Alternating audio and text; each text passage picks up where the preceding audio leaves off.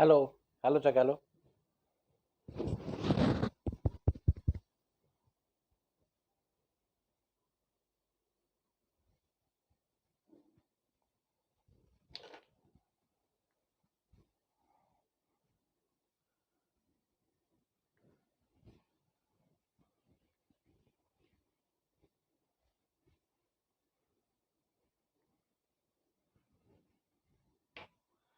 तो देखिए, अब हम बात करते हैं इसमें कि ये जो ग्रेविटेशनल फोर्स है और जो ये कूलम फोर्स है, ये दोनों में बड़ा सिमिलरिटी भी था और डिसिमिलरिटी भी था।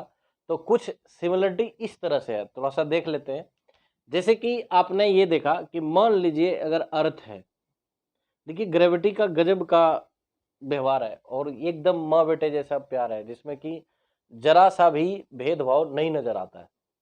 आप समझिए कि एक बॉडी है, चाहे वो बदसूरत है खूबसूरत है, इसको कोई फर्क नहीं पड़ता है अर्थ को कि कैसा दिखता है कैसा है, ये जरा सा भी असर नहीं करता है। और इसीलिए ये हर बॉडी को अपनी ओर अट्रैक्ट करता है जिसमें मांस होती है। तो कहने का मतलब क्या है कि बॉडी के खूबसूरती या बदसूरती से कोई असर नहीं करता है, बस मांस होना चाहिए। ये सिर्फ अट्रैक्टिव फोर्स है। कहने का मतलब क्या है कि हमने ये देखा कि फोर्स का अगर देखें तो Q1 Q2 पर डिपेंड करता है, इनवर्सली प्रोपोर्शनल आर स्क्वायर पर। यहाँ पर भी देखें तो M1 M2 पर डिपेंड करता है, इनवर्सली प्रोपोर्शनल 1/r स्क्वायर। इन दोनों में देखें तो सिमिलरिटी बड़ा समान का है, लेकिन इन दोनों में देखें तो ये डिपेंड करता है मास मास ओरिएंटेशन है और ये चार्ज चार्ज ओरिएंटेशन है। कहने का मतलब क्या है कि एक बॉडी में अगर आप देखेंगे और ज्यादा फर्दर झांक कर, तो आपको नजर आएगा उसके अंदर क्या, एटम। एटम को भी और अगर अंदर जाके देखिएगा तो आपको नजर आएगा इलेक्ट्रॉन प्रोटॉन न्यूट्रॉन। और अगर इलेक्ट्रॉन प्रोटॉन न्यूट्रॉन पर देखा जाए तो दो प्रॉपर्टी होता है, एक होता है मास होना, दूसरा क्या है, चार्ज। और इन दोनों में ओरिएंटेशन पे ये दोनों फोर्सेस है। अगर आप मैग्नेटिक फोर्स की बात करें तो चार्ज ओरिएंटेड फोर्स है, यानी चार्ज जब मोशन में हो जाए तो मैग्नेटिक फोर्स दिखने को मिलता है। अगर रेस्ट में तो इलेक्ट्रोस्टैटिक, यानी इलेक्ट्रोमैग्नेटिक फोर्स की अगर हम बात करें तो वो चार्ज ओरिएंटेड है। और जबकि मास ओरिएंटेड अगर फोर्स देखें वो ग्रेविटेशनल फोर्स है। तो कहने का मतलब क्या है, ग्रेविटेशनल फोर्स और जो कूलम फोर्स है, इन दोनों में एक चीज का समानता है कि ये दोनों प्रोडक्ट मासेस का है, ये चार्जेस का है, और ये दोनों इनवर्सली प्रोपोर्शनल डिस्टेंस का है। चलिए ये तो हो गया। तीसरा बात कहते हैं इसका जो नेचर ऑफ फोर्स है वो कैसा है। ये तो कैसा होता है, ये अट्रैक्टिव भी होता है, आकर्षण वाला, और रिपल्सिव भी होता है। कैसा होता है, अट्रैक्टिव और रिपल्सिव। जबकि ये क्या होता है, ये होता है ओनली अट्रैक्टिव। केवल आकर्षण बल जो होता है देखने को मिलता है वो है सिर्फ ग्रेविटी वाले में। और इसमें देखते हैं ये दोनों को दोनों मिलता है। लेकिन सबसे बड़ी बात जो कि मुद्दा वाली बात है वो है ये है कि ये किसी भी बॉडी के बीच में, दो बॉडी के बीच में अगर कोई तीसरा चीज आ जाए तो इसको कोई फर्क नहीं पड़ने वाला, यानी जो फोर्स का इंटरेक्शन है वो फिर भी बना रहेगा। इससे कोई असर नहीं पड़ता है कि बीच में कौन आ रहा है क्या आ रहा है। लेकिन इसके केस में बड़ा अजब सा है, इसमें अगर एक बॉडी है चार्ज में Q1 और यहाँ पे कोई दूसरा बॉडी है Q2, तो आप समझिए कि इन दोनों के बीच में जो मीडियम होगा वो डिसाइड करेगा कि इसके बीच कितना फोर्स लगना है। ये फोर्स रिपल्सिव होगा तो कितना फोर्स रिपल्सिव होगा, अगर ये माइनस हो गया तो अट्रैक्टिव होगा तो कितना अट्रैक्टिव होगा, ये डिसीजन लेगा कौन, ये मीडियम डिसाइड करेगा। मीडियम का ऊपर डिपेंड होगा कि ये कितना फोर्स वैल्यू डिसाइड करेगा। अब देखिए अगर मान लीजिए आप ऐसे समझिए कि ये देखिए क्या रिप्रेजेंट करता है, जो आपको समाज में देखने को मिलेगा और आपको लगेगा कि कुल मसला बड़ा आसान है, आपको देखने को मिलता है समाज में। ग्रेविटेशनल लॉ भी दिखता है, जैसे कि एक माँ बेटे का प्यार। अब बच्चा एक छोटा है, चाहे बदसूरत हो, खराब हो, किसी भी तरह कुरूप हो, आप देखेंगे कि बच्चे के साथ जो माँ का अटैचमेंट है, लगाव है, और जो बच्चा का भी जो लगाव है माँ के साथ, वो जबरदस्त बॉन्डिंग हो, कभी भी भेदभाव नहीं करता है। चाहे वो कई तरह का कई बच्चे क्यों ना हो उसके पास, सबके साथ बराबर भेद अथी रहता है, लगाव रहता है, ये देखने को मिलता है। यानी ग्रेविटेशनल लॉ जो है वो बड़ा समाज में अच्छा वैल्यू रखता है, ये होना चाहिए। पर इसमें देखने को थोड़ा सा अजीब सा लगता है, कई आदमी देखे होंगे सुसाइड कर लेता है, ये कर लेता है। कैसे, मान लीजिए एक एक्स है, एक है वाई, अब समझ रहे हैं ना जो कहना चाह रहे हैं। इसके बीच में ये बड़ा लगाव था, इसके बीच में बहुत अच्छा बॉन्डिंग था। कोई कुरूप आदमी, कोई आदमी आया थोड़ा सा गलत तरीके वाला, और ये बीच में घुस गया, यानी कि एक्स। फिर क्या देखते हैं कि इन दोनों में अच्छा लगाव हो गया, और फिर इन दोनों का जो बॉन्डिंग है वो धीरे धीरे धीरे धीरे कम हो गया। तो कहने का मतलब क्या है कि इन दोनों के बाद बीच जो अट्रैक्शन है वो या इंटरेक्शन है वो इसके वजह से भी डिपेंड कर गया, और वो तीसरा डिसाइड करने लगा, तीसरा फैक्टर अफेक्ट करने लगा इन दोनों के लगाव को। अब देखने को मिलता ही है, समझ रहे हैं। ऐसा नहीं कि ये आ जाए, वाई भी आ जाए तो हो सकता है इसके साथ बॉन्डिंग अच्छा हो जाए, फिर ये दूर चला जाए। और आज का तो बड़ा अजीब सा है, ये भी रहे, अच्छा बॉन्डिंग था, कोई तीसरा आ गया तब भी ये इधर उधर निकल गया। तो कहने का मतलब क्या है कि अच्छा, ये समझ गए होंगे जो समझने वाले होंगे, बाकी इसको इतना डिटेल नहीं समझा सकते, बाकी थोड़ा सा दिमाग लगाइएगा। तो कहने का मतलब क्या है कि बॉन्डिंग जो है एक इसके अंदर जो ये जो देखने को मिलता है ये दोनों टाइप का मिलता है, अट्रैक्टिव भी रिपल्सिव भी, और ये बाय चॉइस है। और ये जब तक, और सबसे इसमें इंपॉर्टेंट ये रहा कि अगर कोई तीसरा मौजूद हो जाए तो वो फर्क पड़ने लगता है उस पर, उन पहले वाले अट्रैक्शन के ऊपर। तो ये चीजें इसमें देखने को मिल रहा है। चलिए अब हम बात करते हैं कि इसका जो नेचर ऑफ फोर्स जो है मैथमेटिकली अगर देखें तो किस तरह का है। तो इसको समझने के लिए थोड़ा सा इसको हम विस्तार करते हैं। ये एक प्लस चार्ज है Q1, मान लीजिए ये प्लस Q2 है, इसके बीच जो फोर्स है वो रिपल्सिव है, तो इसका हम फोर्स का वैल्यू लिखते हैं कि Q1 प्लस वाले था फॉर्म, और प्लस क्या है Q2, अब बटे क्या है R²। तो आपको क्या देखने को मिलेगा, प्लस टाइप का मिलेगा, ये पॉजिटिव, और पॉजिटिव होगा तो पॉजिटिव का सिर्फ इतना ही मतलब है कि ये कैसा फोर्स लग रहा है, रिपल्सिव। मैथमेटिकली अगर हम देखें तो ये देखने को मिलता है।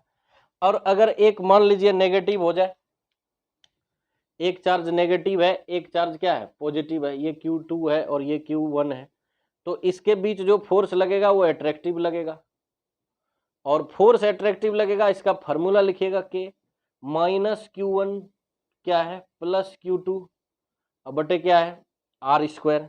अब इसका वैल्यू बताइए, तो ये माइनस प्लस क्या होगा माइनस, नेगेटिव, नेगेटिव मैग्नीट्यूड आ जाए तो आपको सोचने की ज्यादा जरूरत नहीं है। फोर्स अगर नेगेटिव दिख रहा है वैल्यू, तो इस नेगेटिव का सिर्फ इतना ही मतलब होगा कि ये फोर्स कैसा होगा, अट्रैक्टिव होगा, यानी अट्रैक्शन वाला, फोर्स ऑफ अट्रैक्शन को रिप्रेजेंट करता है। तो अगर F निकालते वक्त नेगेटिव आ जाए, और सारा वैल्यू सही सही लिए आपने, प्लस माइनस को यूज कर लिया, और आपको नेगेटिव दिख रहा है, तो इसका मतलब घबराने की जरूरत नहीं है, उसका मतलब है सिर्फ अट्रैक्टिव, और इसका मतलब सिर्फ पॉजिटिव का मतलब क्या है, रिपल्सिव। तो चलिए ये है, कई बार आपको ऐसे करना है, अगर खाली मैग्नीट्यूड की जरूरत है, वैल्यू निकालना है, तो कई बार इसको ऐसे कर देते हैं, मोड कर देते हैं। मान लीजिए ये +1 था, ये प्लस Q2 था, कोई दिक्कत नहीं, तो आपको इसमें हर समय पॉजिटिव वैल्यू नजर आएगा मोड कर देने पर। तो ऐसा मतलब नहीं है कि रिपल्सिव हो जाएगा, क्योंकि आपने तो ये मोड लगा दिया, या माइनस रहते हुए भी प्लस हो गया। तो आपको असली मतलब यहीं पे समझना है कि आप क्या ले रहे हैं। अगर ये नेगेटिव आ रहा है तो इसका मतलब है कि वो अट्रैक्टिव है।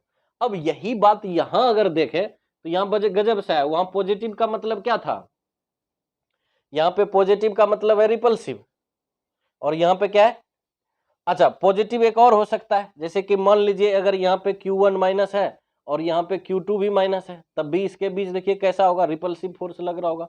आप जरा सा ध्यान से देखिएगा, इसको फोर्स को निकालिए, तो के -Q1 माइनस Q2 अब बटे क्या हो जाएगा R²।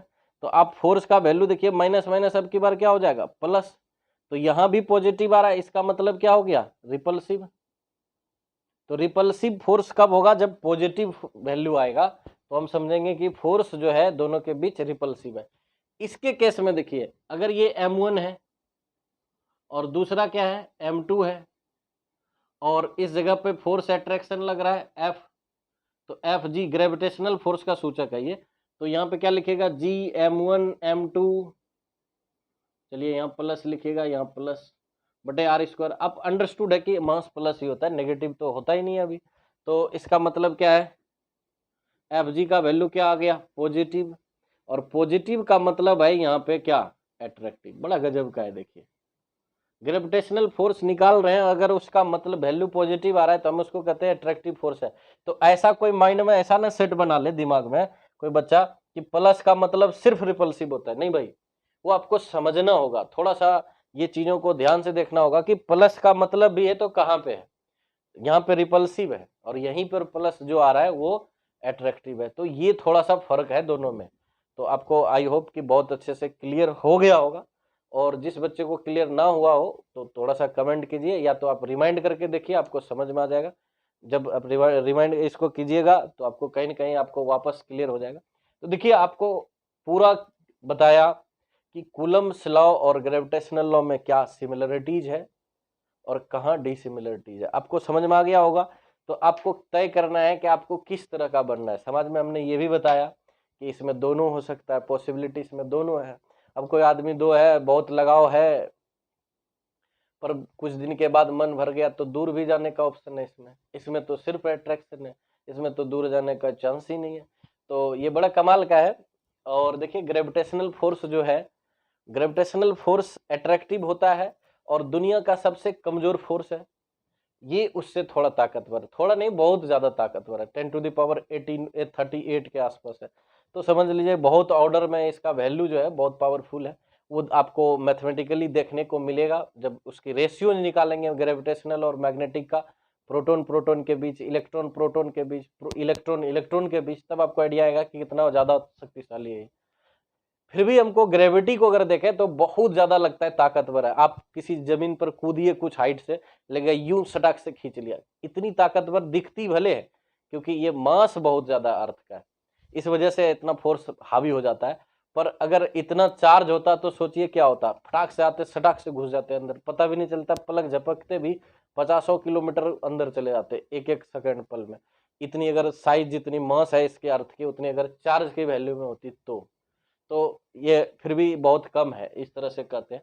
अब देखिए, इसके बाद जो इसमें सबसे अब आगे हम इम्पोर्टेंट बातें करेंगे, वो बातें होगा के का वैल्यू। यहाँ पे हम आपको चर्चा करके छोड़ दिए थे कि जो के का वैल्यू है ग्रेविटेशनल कांस्टेंट का, उसका जो वैल्यू है वो डिपेंड करता है दो बातों पर, एक तो मीडियम पर और एक यूनिट पर। तो मीडियम पर जो डिपेंड करता है उसको आगे विस्तार में हम पढ़ेंगे, जो कि नाम है परमिटिविटी, और फिर वहां पे एक टर्म आएगा रिलेटिव परमिटिविटी। यहाँ पे तो यूनिवर्सल कांस्टेंट आ गया, इसमें तो अंदर है ही नहीं मीडियम पे डिपेंड, तो कोई फर्क नहीं पड़ना। अब देखिए, अगर शुक्र कीजिए कि आप ग्रेविटेशनल के बारे में सोच रहे हैं और आपको आइडिया आ गया कि कोई ऐसा चीज है जो कि इसको ब्लॉक कर देता है, फोर्स के इंटरेक्शंस को कम कर देता है। मान लीजिए कोई ऐसा आइडिया या कोई ब्लॉक मटेरियल मिल गया, तो ये जी का वैल्यू बदलने लगेगा फिर धीरे धीरे, यूनिवर्सल नहीं कहेंगे, ये बात आपको भी समझ में आ जाए। और इससे होगा क्या, किसी आदमी ने इसको इजाद कर लिया भाई इस पे, तो इससे क्या होने लगेगा। देखिए, अगर ग्रेविटेशनल फोर्स भी डिपेंड करता मीडियम पे तो आज दुनिया अलग होती, कुछ और टाइप का होता, कई चीजें आसान हो जाता, कहीं डिफिकल्ट भी होता, कहीं आसान भी हो जाता। लेकिन हम अपने सुविधा के अनुसार टेक्नोलॉजी जो था हमारा या जो है अभी, वो अलग मॉडिफाई हो जाता। जैसे कि अगर मान लीजिए किसी आदमी को बहुत हाई जंप करने जाना है, तो उसने जूता पहना और उसके अंदर उस सोल में लगाया वो मटेरियल ये वाला जो ब्लॉक कर देता है, और उसके बाद जंप मारा, जंप मारते चला गया तो बहुत हाई जंप हो गया। पुलिस ऐसे कर सकता है पकड़ने के लिए किसी को, और कोई भी चीज में लगा सकते हैं जो कि मास को, फोर्स को कम कर दे और वो बीच में आ जाए। एरोप्लेन को उड़ा रहे हैं, उड़ाते उड़ाते हमारा मान लीजिए फ्यूल को कम करना चाहते हैं, तो यहाँ पे क्या कर सकते हैं कि इस तरह से जो है मटेरियल को बिछा दिए बीच में, जब ऊपर उड़ गए तो ये मटेरियल जो है ये ग्रेविटी को ब्लॉक कर दिया, तो ये क्या होगा, अट्रैक्शन कम हो जाएगा, तो फ्यूल कम खर्चा होगा, आसानी से हो जाएगा। और जब हम लैंड करने की बारी होगी, जमीन में आने की बारी होगी, इसको समेट लेंगे भीतर भीतर ही कि चलो भाई अब बिछाया था दरी, अब हटा लो, अब लैंडिंग की बारी आ गई, उठो उठो सब। तो ऐसा भी कर सकते थे, बट ऐसा नहीं है। ये कमाल का है, बाय नेचर है ऐसा कि ग्रेविटी का जो फोर्स है, ग्रेविटेशनल जो फोर्स है, वो किसी मीडियम पे डिपेंड नहीं करता। आप दो ब्लॉक के बीच जो फोर्स लग रहा है, कुछ भी धर दीजिए वही फोर्स लगेगा। ये बड़े कमाल का है और आपको क्लियर हो गया होगा। और आगे जो हम चर्चा करेंगे वो वैल्यू ऑफ, बता दें आपको, वैल्यू ऑफ के बारे में चर्चा करेंगे। इसकी वैल्यू 2 हो सकती है, के बराबर 9 × 10⁻9, और इसका जो यूनिट है ये यूनिट 1 लिख देते हैं, और के का वैल्यू 1 भी ले सकते हैं, बट यूनिट इसका हो जाएगा 2। यूनिट का वैल्यू अलग होगा, यूनिट यहाँ भी 1 है, ये अलग होगा। और इसकी वैल्यू यहाँ के 1 हो जाएगा। ये अलग अलग सिस्टम में हो जाएगा, सीजीएस और एमकेएस एसआई में। ये करके दिखाएंगे आपको कितना वैल्यू 1 आ रहा है, कैसे आ रहा है। ये थोड़ा सा डिराइव भी कर देंगे, आपको आसान हो जाएगा, समझ में भी आ जाएगा। तो चलिए आज का वीडियो इतना ही, क्योंकि ये बहुत लेंदी हो जाता तो इसीलिए नहीं चाहते हैं। देखिए इसमें क्या है ना कि किसी निर्जीव वस्तु को देखकर पढ़ाना बड़ा टफ होता है। इसमें हंसाया नहीं जा सकता है, बहुत ज्यादा मजाक नहीं कर सकते, थोड़ा अजीब सा लगता है कि हम कैमरे को कैसे हंसाएं, तो समझाएं कैसे उसको, थोड़ा डिफिकल्टीज है। पर आपको अगर आप अच्छा, आपका कमेंट रहा, अगर आपका अच्छा लगाव रहा, प्यार मिलते रहा, तो वीडियो को और आगे बहुत अच्छे तरीके से बनाऊंगा ताकि आपको अच्छे से समझा सकूं। आपके कमेंट और आपके व्यू पर ही हमारा एनर्जी डिपेंड करता है। जितना ज़्यादा आप देखिएगा, जितना लोगों में फैलाइएगा, उतना ही ज़्यादा हमारा विश्वास और अच्छा बाहर निकल कर आएगा। तो आज तक का इतना ही। हंसते रहिए, मुस्कुराते रहिए। लॉकडाउन है, पता नहीं ये आगे और भी आगे बढ़ेगा। मुझे नहीं लगता है कि ये अब खत्म हो जाएगा, क्योंकि ये तो धीरे धीरे बढ़ ही रहा है। तो जिस तरह से हालात है, शायद हो सकता है और ज़्यादा भयावह हो। तो कम से कम अपनी सेफ्टी के लिए दूरी बना के रखें। अलग थलग रहिए, बहुत अच्छे से रहिएगा। और वीडियो को जब मन करे तब देखिए, पॉज करके देखिए। जब थक जाइए तो एकदम पॉज कीजिए, रिलैक्स कीजिए, माथा उथा धोइए पूरा, और उसके बाद फिर वीडियो को वापस देखिए। किताब कॉपी लीजिए ना लीजिए कोई फर्क नहीं पड़ता, बस लेक्चर को पूरा अटेंड कीजिए। तो चलिए आज का वर्ष इतना ही। धन्यवाद।